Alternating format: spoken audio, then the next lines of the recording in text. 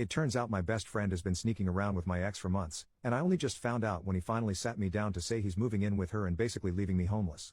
To jump right into things, my ex-girlfriend Cassie, 24 female, and I, 23 male, were together for 5 years. We started dating in high school and stayed together throughout college, and then moved in together after graduation.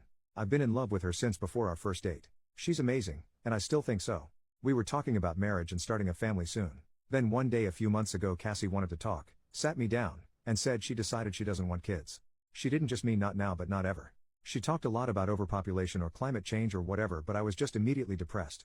I've always wanted to be a dad. My dad was a piece of crap and this is something I've wanted to do ever since I was still a kid myself. When she finished talking I told her it was over. She started crying and I was already crying, but damn. If she doesn't want the same thing I do from the future, what else can I do? She said she's been thinking this way for years, and I'm not going to wait around and hope she changes her mind when she might not. So I moved out and moved in with my best friend Ryan, 23 male. We've been friends forever, like we bonded over Pokemon cards at the playground kind of thing. He's basically my brother and his mom was my extra mom since I didn't have much at home growing up. I was in a hurry to move out so I didn't take much stuff with me, and then I didn't want to go back to the apartment and see Cassie, so Ryan was doing the good friend thing and going to get stuff for me whenever I needed it. At least that's what I thought he was doing. Yesterday would have been mine and Cassie's 6th anniversary and it was really rough for me, so I told Ryan I didn't want to be alone and wanted to hang out and game all day with him. He agreed and everything, but he was kind of distracted on his phone a lot, and after a couple hours he said something came up and just left me there alone. Things got dark. I'm not ashamed to say I cried. There were reasons I didn't want to be alone that day. Almost midnight last night, Ryan finally came home and was acting weird, so I asked what was up. I thought maybe his mom was sick or something. She's a teacher at a school that just reopened. But no, Ryan sits me down and tells me he's moving out. He's been secretly dating Cassie since a few weeks after we split. He says they're in love already and that she needs him more than I do, so he's moving into the apartment with her and leaving me here alone to rot. I don't even know how the heck to process this. I thought this was just some twisted joke at first because what the hell? Where did this even come from?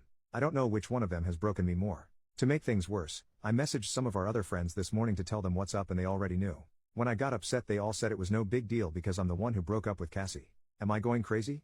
Where do I even go from here? I can't talk to my friends, my ex broke my heart, my best friend stomped on it, and the closest thing I have to family is gone because they were his family too. I'm lost and don't know where else to turn. Edit to add, I have bigger crap to worry about than my broken heart I guess. Ryan texted me. I'm about to be homeless. Thanks so much to everyone reaching out. My inbox is blowing up but I'm kinda focused on this housing thing first. I'll catch up when I can. Sorry. Update 1 month later, I kind of debated if I'd post an update on this or not.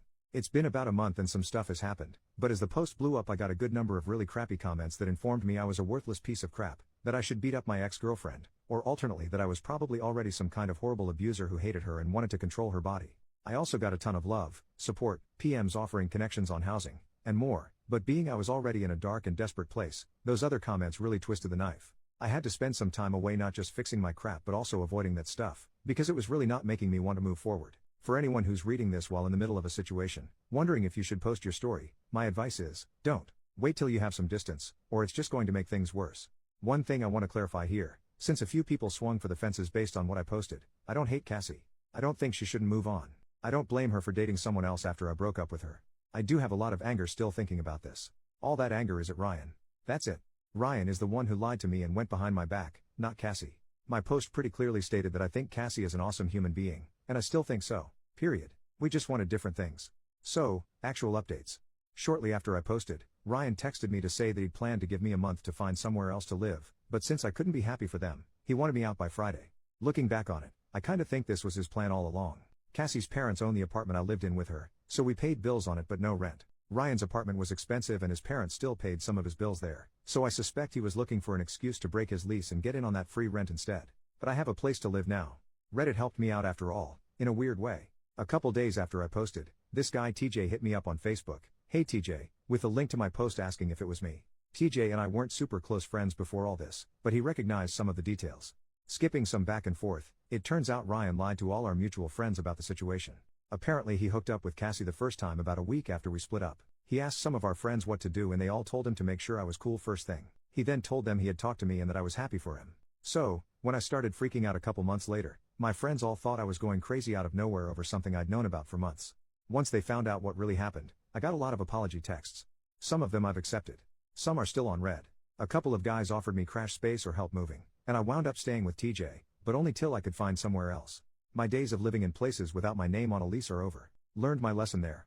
I found a roommate looking for a place through Craigslist and we signed the lease last week. Moving from TJ's happens this weekend. Ryan is blocked out of my life. I probably forgot some of my stuff at either his place or Cassie's, but it's whatever. I can get new stuff. I can get new friends. More than anything else, this situation made me realize the importance of having stable, independent housing and not counting on anyone else to do the right thing by me. I have to have my own back in life, not rely on others. That's about all I've got. It's nothing dramatic, I guess. No one was hit by a car, got pregnant, or turned out to be cheating. But I've never been so glad to have a roof over my head and a bed to come back to. I'm going to keep going from here, keep working on life, and I'm sure as hell going to be taking a break on the dating front. That's all there is to do.